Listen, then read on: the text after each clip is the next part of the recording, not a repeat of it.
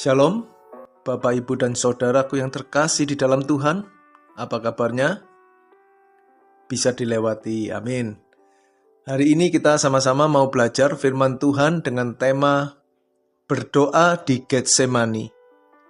Kita membaca firman Tuhan di Yohanes 18, ya, Yohanes pasal 18 ayat 1 sampai ayat 2. Demikian bunyinya.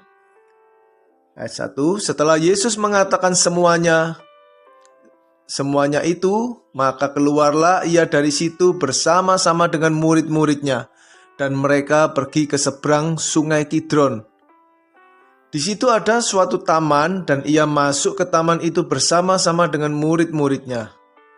Ayat 2, Yudas yang mengkhianati Yesus tahu juga tempat itu, karena Yesus sering berkumpul di situ dengan murid-muridnya. Dikatakan bahwa di situ ada suatu taman dan Yesus masuk ke taman itu bersama-sama dengan murid-muridnya. Dan taman itu adalah Taman Getsemani, yang artinya taman peremukan. Karena di taman itu buah-buah zaitun, ya, buah-buah zaitun diremukan, dihancurkan, diperas untuk diambil minyaknya, ya, menjadi minyak zaitun. Dikatakan juga Yesus sering berkumpul di situ bersama-sama dengan muridnya. Untuk apa Yesus berkumpul dengan murid-muridnya? Tentu untuk mengajar murid-muridnya dan juga untuk berdoa. Sebab ketika Yesus melayani banyak orang, Yesus selalu mengajar dengan perumpamaan, tetapi tidak demikian kepada murid-muridnya. Yesus sendiri berkata di Lukas pasal 8 ayat 9 sampai 10 yang berbunyi. Ayat 9, murid-muridnya bertanya kepadanya, apa maksud perumpamaan itu? Ayat 10-nya, lalu Yesus menjawab, kepadamu diberi karunia untuk mengetahui rahasia kerajaan Allah, tetapi kepada orang-orang lain hal itu diberitakan dalam perumpamaan, supaya sekalipun memandang mereka tidak melihat, dan sekalipun mendengar mereka tidak mengerti. Di sini jelas sekali bahwa kepada murid-muridnya diberi karunia untuk mengetahui rahasia kerajaan Allah. Diajarkan supaya memahami kebenaran. Tetapi kepada orang lain yang bukan muridnya, hal itu diberitakan dalam perumpamaan. Jadi kita bisa menyimpulkan bahwa kebenaran itu gratis, tetapi kebenaran itu tidak murahan. Artinya apa? Artinya kebenaran itu akan diberikan kepada orang-orang yang haus dan lapar akan kebenaran. Dengan kata lain, kebenaran itu akan diberikan secara cuma-cuma kepada orang-orang yang mau menjadi murid Kristus. Yang tidak mau, yang asal-asalan, asal mendengar saja, maka hal itu akan menjadi tersembunyi bagi orang-orang yang demikian. Yang tadi dikatakan biarpun mendengar mereka tidak mengerti, biarpun melihat tidak menanggap. Ya, hanya kepada orang-orang yang mau menjadi murid Kristus, maka kebenaran itu akan diberikan cuma-cuma kepada mereka, kepada murid-muridnya, kepada orang-orang yang mau menjadi murid. Dan syarat menjadi murid Kristus adalah melepaskan diri dari segala miliknya. Melepaskan diri dari segala miliknya. Sebab Yesus sendiri yang mengatakan barang siapa yang tidak melepaskan dirinya dari segala miliknya tidak dapat menjadi muridku. Itu juga berarti orang yang tidak melepaskan diri dari segala miliknya tentu terikat dengan segala miliknya, ya. Misalkan orang itu memiliki gelar, memiliki pangkat, maka dia akan terikat, merasa bangga, merasa buat apa susah-susah menjadi murid Kristus? Karena aku sudah menikmati gelarku ini, pangkatku ini, dan aku bahagia. Dan aku merasa sudah sempurna. Untuk apa aku harus sempurna lagi? Untuk apa aku harus belajar lagi menjadi murid? Nah, jadi orang yang tidak melepaskan diri dari segala miliknya, dari segala egonya, dari segala keangkuhannya, dari segala hartanya, dari rasa yang ingin senang dipuji, dan seterusnya, maka orang itu pasti tidak akan menjadi orang yang lapar dan haus akan kebenaran. Dan orang tersebut tidak layak untuk menerima kebenaran itu. Bagaimana dengan setiap kita, saudaraku? Apakah kita mau sungguh-sungguh untuk menjadi murid Kristus? Apakah kita memiliki perasaan yang haus dan lapar akan kebenaran tersebut? Seberapa haus dan lapar kalau kita berkata, aku mempunyai. Seberapa haus dan lapar kita ini loh akan kebenaran itu. Dan apa yang kita tunjukkan sehingga Allah dapat memahami bahwa kita ini adalah orang-orang yang haus dan lapar akan kebenaran itu. Dan sudahkah kita melepaskan segala milik kita, yang artinya kita tidak terikat lagi atas segala yang kita miliki. Kita harus menyadari bahwa semua yang ada pada diri kita ini, bahkan nyawa kita, hidup dan mati kita adalah milik Tuhan. Maka barulah kita bisa berfokus untuk belajar menjadi murid Kristus. Berfokus untuk belajar memahami kebenaran yang Yesus ajarkan, dan kita mau meneladani dan mengikuti jejak hidup Yesus. Amin ya, amin. Saat ini kita mau belajar untuk memahami makna doa Yesus di Taman Getsemani sebelum dia ditangkap dan kemudian disalibkan. Ada 3 hal yang dapat kita pahami dan kita dapati kebenarannya untuk kita teladani. Maka sebelumnya kita harus membaca di Matius pasal 26 ayat yang ke-38. Lalu kata Yesus kepada mereka, kepada murid-muridnya, hatiku sangat sedih, seperti mau mati rasanya. Tinggallah di sini dan berjaga-jagalah dengan aku.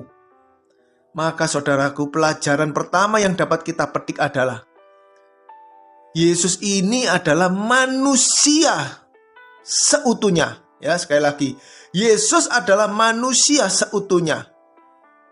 Kita dapat melihat dan memperhatikan dari fragmen ini bahwa Yesus adalah manusia seutuhnya sama seperti kita. Dari ayat yang barusan kita baca ini. Artinya apa? Ketika ada masalah dalam kehidupan ini, atau ketika kita melihat bahaya, ya, kita sebagai manusia melihat bahaya yang akan segera datang menghampiri kita, maka kita bisa merasakan sedih. Kita bisa merasakan cemas dan ketakutan. Ini adalah hal yang wajar yang dialami oleh semua manusia. Dan Yesus pun yang adalah manusia seutuhnya juga mengalaminya. Di sini menunjukkan bahwa Yesus benar-benar manusia seutuhnya. Jadi kalau ada ajaran yang mengatakan bahwa Yesus adalah sebagian manusia, sebagian Tuhan, atau ada lagi yang berkata bahwa Yesus itu tubuhnya manusia, Pak, tetapi rohnya itu adalah roh Allah. Ini adalah salah, karena ini menyesatkan banyak orang percaya, sehingga orang percaya atau orang Kristen yang seharusnya meneladani Yesus Kristus. Kristen itu artinya meneladani Yesus Kristus. Kristen itu juga berarti mengikuti jejak Kristus. Kristen juga bisa berarti hidup seperti Kristus hidup. Nah, ketika orang Kristen yang seharusnya meneladani Kristus atau yang harusnya hidup seperti Kristus hidup, maka akan berkata, saya bukan Tuhan, saya manusia biasa, sedangkan Yesus Tuhan. Makanya Yesus tidak berdosa, sedangkan saya banyak dosanya, jadi saya tidak bisa meneladani Tuhan. Sebab Yesus ya manusia ya Tuhan. Yesus tidak berdosa, sedangkan saya manusia seutuhnya. Karena itu saya berdosa yang karenanya saya tidak bisa meneladani Kristus. Maka saudaraku, ajaran seperti inilah yang membuat banyak orang Kristen menjadi Kristen bonsai, menjadi orang Kristen yang kerdil rohaninya, yang tentu tidak akan pernah berjuang untuk menjadi serupa dengan Kristus. Mengapa bisa? Karena dalam pemahamannya, Kristus itu adalah Tuhan yang tidak dapat diteladani. Karena itu buat apa berjuang seperti Kristus? Buat apa berjuang untuk serupa dengan Kristus? Wong Kristus Tuhan. Karena Tuhan, kita manusia tidak perlu kita meneladani. Nah, tahukah saudara?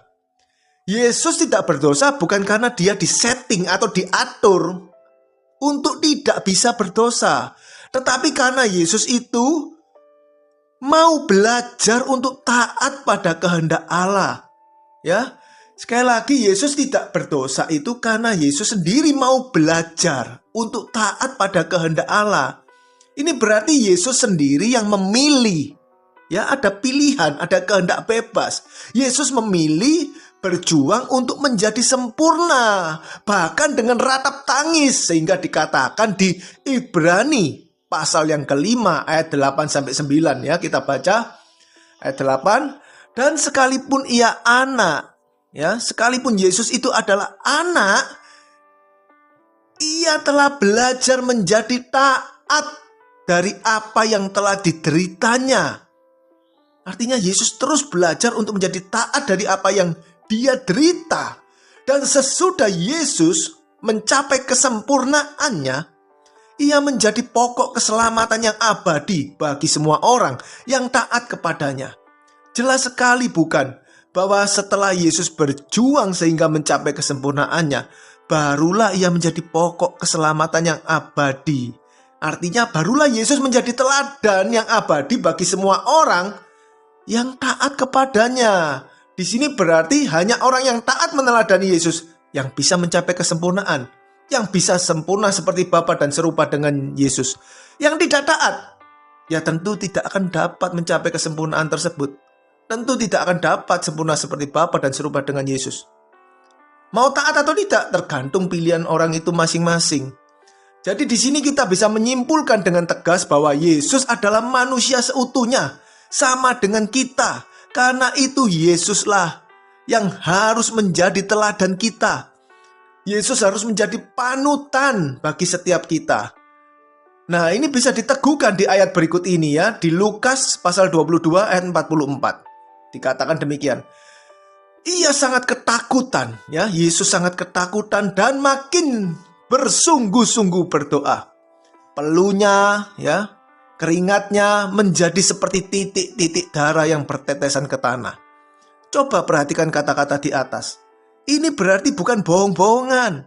Ini berarti Yesus sebagai manusia seutuhnya, di mana Yesus tahu akan penderitaan yang segera dia hadapi, yang akan dia alami, maka dia mengalami ketakutan yang amat sangat.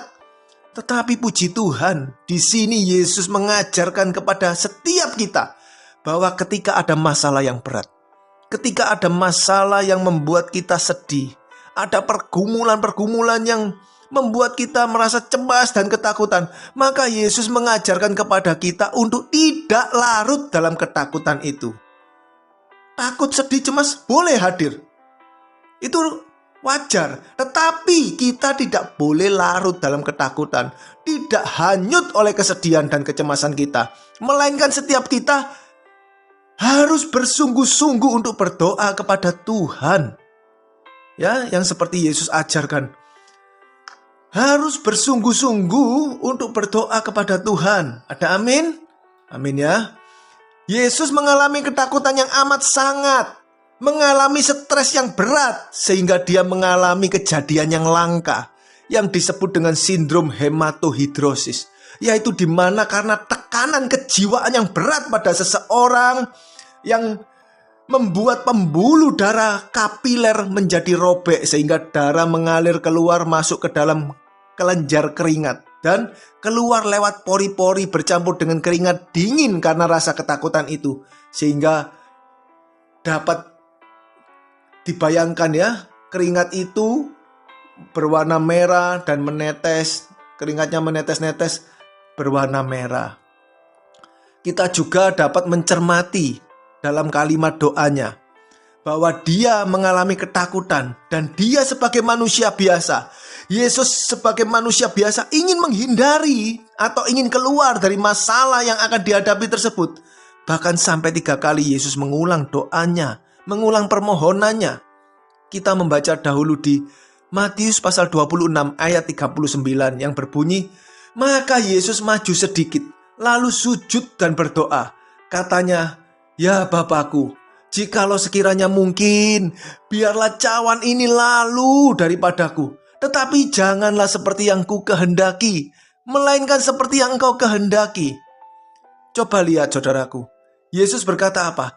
Jikalau sekiranya mungkin, biarlah cawan ini lalu daripadaku. Ini juga berarti jikalau Bapa mengizinkan, ya. Jikalau Bapa mau mengizinkan, biarlah aku tidak mengalami penderitaan ini. Biarlah aku tidak sampai menderita. Sebagai manusia, Yesus juga takut dan ingin menghindarkan diri dari penderitaan yang sangat mengerikan itu, saudaraku. Tetapi Yesus lebih memilih untuk taat kepada kehendak Bapa. Jadi, sekali lagi dari sini kita bisa memahami dengan benar dan dengan yakin bahwa Yesus adalah manusia seutuhnya. Karena itu jika kita mau bertekun untuk menjadi murid-Nya, untuk belajar memahami apa yang Yesus ajarkan, dan setiap kita mau meneladani apa yang Yesus lakukan, maka kita pun pasti sanggup, pasti bisa melakukan apa yang diperintahkannya. Amin. Amin ya. Pelajaran yang berikutnya ya, yang kita dapat adalah Yesus percaya kepada Bapa. Yesus percaya kepada Bapa. Tahukah saudara, percaya itu bukan sekedar pengakuan di mulut. Percaya itu bukan sekedar aktivitas pikiran saja. Tetapi percaya itu menyerahkan hidup sepenuhnya kepada pribadi yang dipercayai. Percaya kepada Allah itu artinya menyerahkan otoritas atas hidupnya di tangan Allah. Coba kita cermati perkataan Yesus dalam doanya yang barusan kita baca.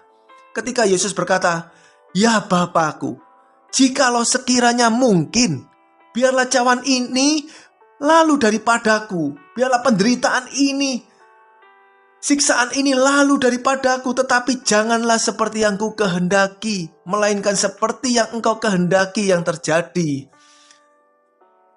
Perkataan seperti inilah yang berkenan kepada Allah Bapa. Karena apa? Karena perkataan seperti ini menunjukkan bahwa Yesus percaya kepada Bapa. Ini berarti juga Yesus menyerahkan otoritas atas hidupnya di tangan Bapa. Artinya walaupun dia tahu dia akan mengalami kengerian, siksaan itu sakit, dan sebagai manusia dia ingin melepaskan diri dari siksaan yang akan datang ini, yang akan dia alami. Tetapi dia percaya kepada Bapa sehingga dia menyerahkan otoritas hidupnya kepada Bapa dengan berkata bahwa biarlah bukan kehendakku yang terjadi, tetapi kehendakmu yang terjadi. Biarlah otoritasmu yang terjadi. Aku hambamu, aku taat. Aku anak Bapa, aku melakukan kehendak Bapa. Perkataan seperti inilah yang berkenan kepada Bapa. Coba bandingkan dengan banyak ajaran yang beredar hari ini. Apa itu? Ketika berdoa, berkata, "Aku klaim janjimu ya Allah. Aku klaim janjimu. Engkau pasti menolongku. Aku klaim janjimu bahwa aku anakmu dan mujizatmu terjadi." Ya, aku klaim janjimu sebab aku adalah anak Allah. Aku bukan anak tetangga. Coba lihat saudaraku, macam apa pengajaran saat ini? Main klaim-klaim saja seperti ngeklaim asuransi. Lah emangnya apa sudah bayar preminya kok mau klaim-klaim saja, ya kan? Wong premi tidak dibayar. Isinya setiap doa main klaim. Kalau bayar, oh ya Pak, saya memberikan persembahan, memberikan perpuluhan, tetapi itu diminta balik. Memberikan persembahan berkatilah 30 kali lipat, 60 kali lipat, bahkan 100 kali lipat. Memberikan perpuluhan, kiranya engkau membukakan tingkap-tingkap langit untuk mendatangkan berkat bagiku. Sebab engkau berkata, ujilah aku tunggu. Waduh, seperti itu ya. Mestinya kita ini bukan mengklaim Allah, tetapi yang kita sendiri yang diklaim oleh Allah. Kalau kau anak, tunjukkan di mana percayamu, di mana ketaatanmu, di mana penyerahan dirimu. Seperti itu saudaraku. Jadi kalau main klaim-klaim saja, maaf kata, asuransi itu harus rutin dibayar preminya baru boleh klaim. Lah ini belum apa-apa sudah merasa menjadi anak Allah. Apa memangnya anak Allah? Sudah mengaku-ngaku anak Allah dan kemudian main-main klaim saja. Main klaim janji Allah. Ya, Kita kembali, tadi kita sudah pahami bahwa Yesus adalah manusia seutuhnya. Dan yang kedua ini sekarang kita dapat melihat cara Yesus berdoa sehingga Allah ini berkenan kepadanya. Kemudian apa? Marilah kita semua meneladaninya. Artinya di dalam berdoa kita harus menunjukkan percaya kita kepada Allah. Bukan main klaim-klaim saja, tetapi menunjukkan bahwa kita ini percaya kepada Allah. Kalau kita anak, maka kita harus percaya kepada Bapa. Apapun yang Bapa berikan, kehendak Bapa yang terjadi atas hidup kita, kita mau percaya, kita mau taat. Ini juga berarti di dalam doa kita harus menunjukkan penyerahan diri kita kepada otoritas Allah sepenuhnya. Biarlah kehendak-Mu saja yang terjadi. Ini berarti bukan keinginanku dan bukan agendaku yang terjadi, melainkan apa? Otoritas-Mu ya Bapa yang terjadi atas hidupku.